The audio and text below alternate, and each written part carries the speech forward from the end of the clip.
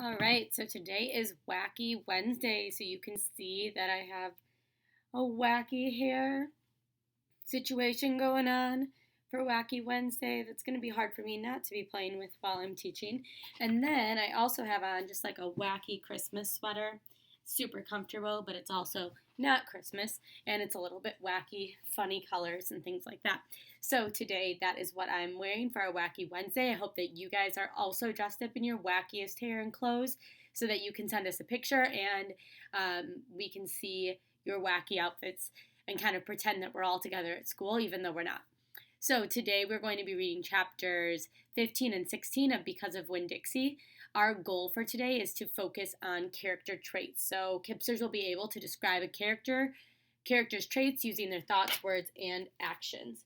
So again, you're thinking about those steel clues. So you can be thinking also about their effect on others, and their facial expressions.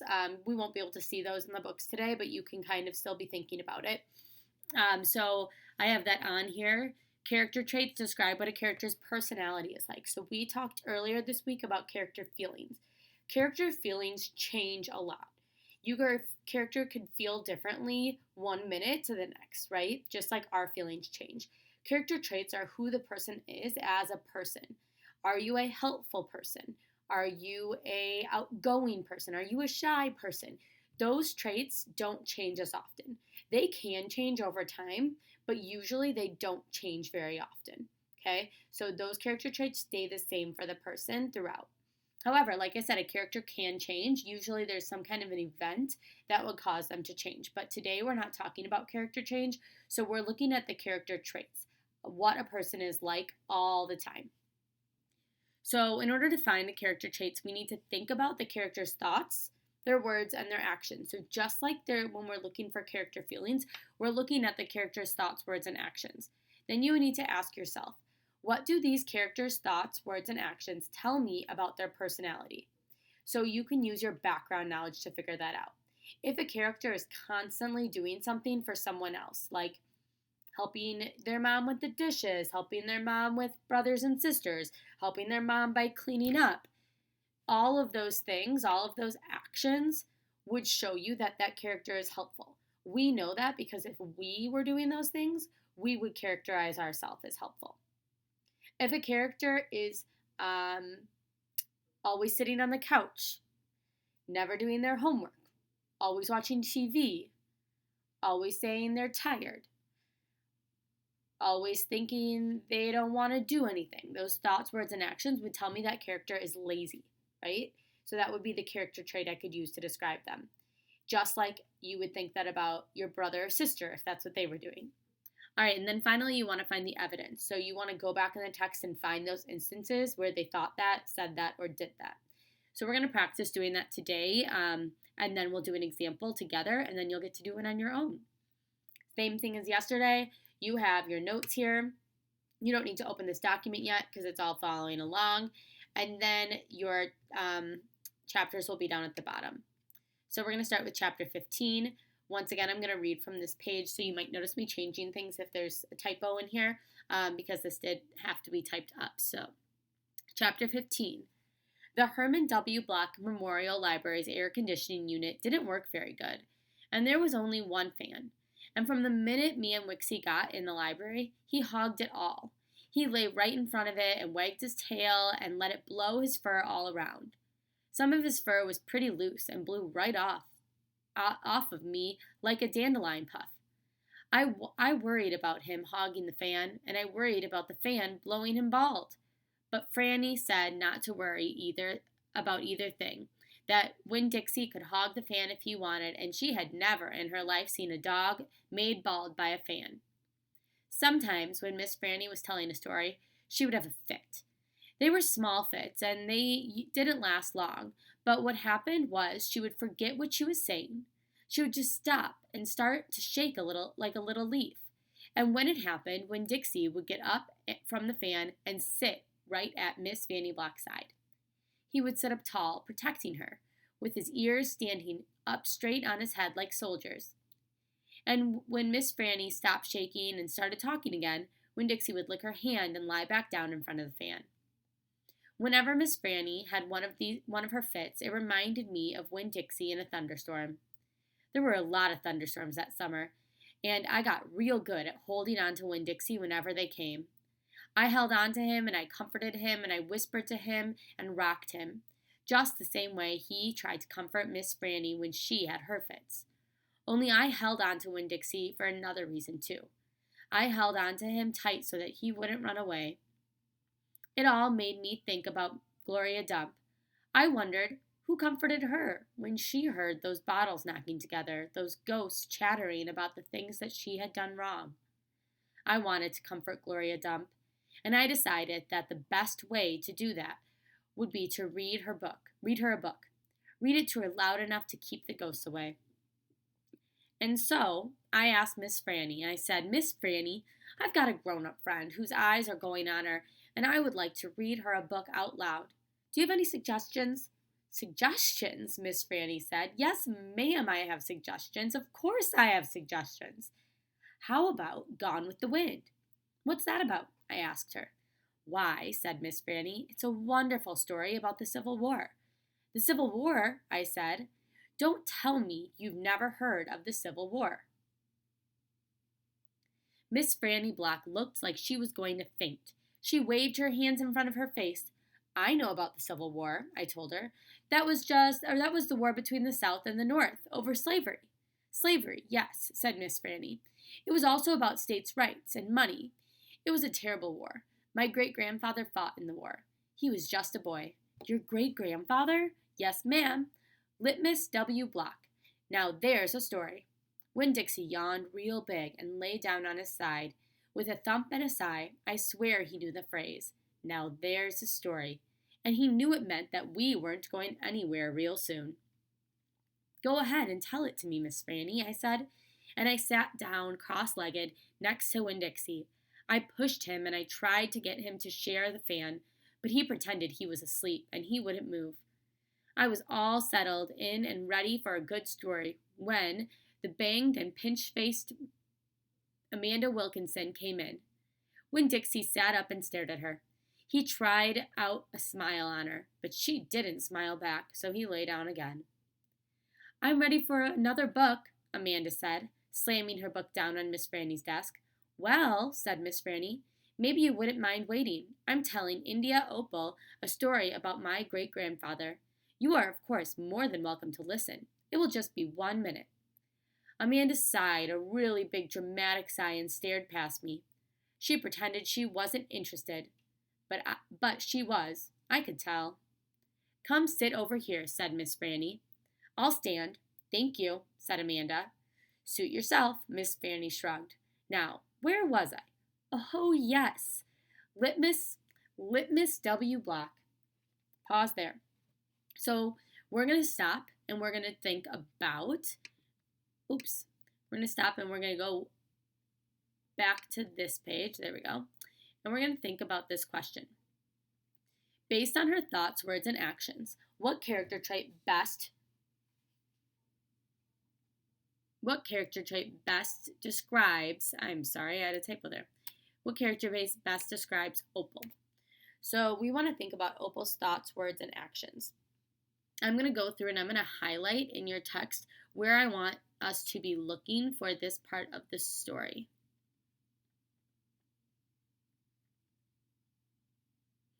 Well, you could look here too, but where I was looking was down here. One thing that I was thinking about when I was thinking about her thoughts, words, and actions was down here. She said, it all made me think about Gloria Dump. I wondered who comforted her when she heard those bottles knocking together, those ghosts chattering about the things that she had done wrong. I wanted to comfort Gloria Dump, and I decided that the best way to do that was to read a book. Read it to her loud enough for her to keep those ghosts away. So those are Opal's thoughts. That's what she's thinking about doing. She wants to help Miss Gloria Dump. She wants to comfort her and be there for her. And she's thinking about Miss Gloria Dump even when she's not with her. It also says down here, I want to go right here. This is what some of the things she says. She asked Miss Franny, I've got a grown-up friend whose eyes are going on her, and I would like to read her a book out loud. Do you have any suggestions? So what she says also tells us she's being thoughtful, because or also tells us how she's, her character traits. So it says, Miss Franny, I've got a grown-up friend whose eyes are going on her, and I would like to read her a book out loud. That is telling me more about Opal. So now I'm going to go back up here. So would I describe Opal as annoying? She was asking Franny questions, but she wasn't being annoying. She was trying to help a friend. Is she thoughtful? So she was thinking, even when she wasn't with Opal, or even when she wasn't with Gloria Dump, she was thinking about her and how she could help her. So that tells me that thoughtful could be a good word to describe her. Is she strange? No, I didn't notice anything weird that she was doing. And is she smart? Now, I do think that Opal is smart, but in that chapter, I don't see evidence to show that this is the word that best describes her. I think the word that best describes her here is that she's thoughtful, because she's thinking about Miss Gloria Dump, even when she's not with her, and she's thinking about how she can help her. So, like, being helpful, being thoughtful, being, all of those words would show me that. And in the text, this is the evidence that I would use to prove my answer. Ooh, I'm sorry. It made me think of Gloria Dump. I wondered who comforted her when she heard those bottles knocking together, those ghosts chattering about the things that she had done wrong. Those are her thoughts. And then again, what I said when she asked Miss Franny, I've got a grown-up friend whose eyes are going on her, so that means she can't see. And I would like to read her a book out loud. So she's going to read for her because she can't see. That's very thoughtful. Those are her words. Now, the other thing that I did notice would be a good one as well is how she helps Winn Dixie. It tells you right here that summer that there were a lot of thunderstorms. And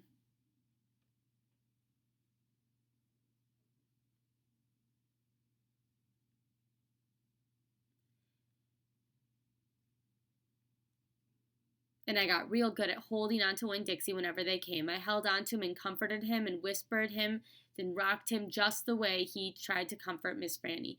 So this would be another good piece of evidence to prove that she's thoughtful.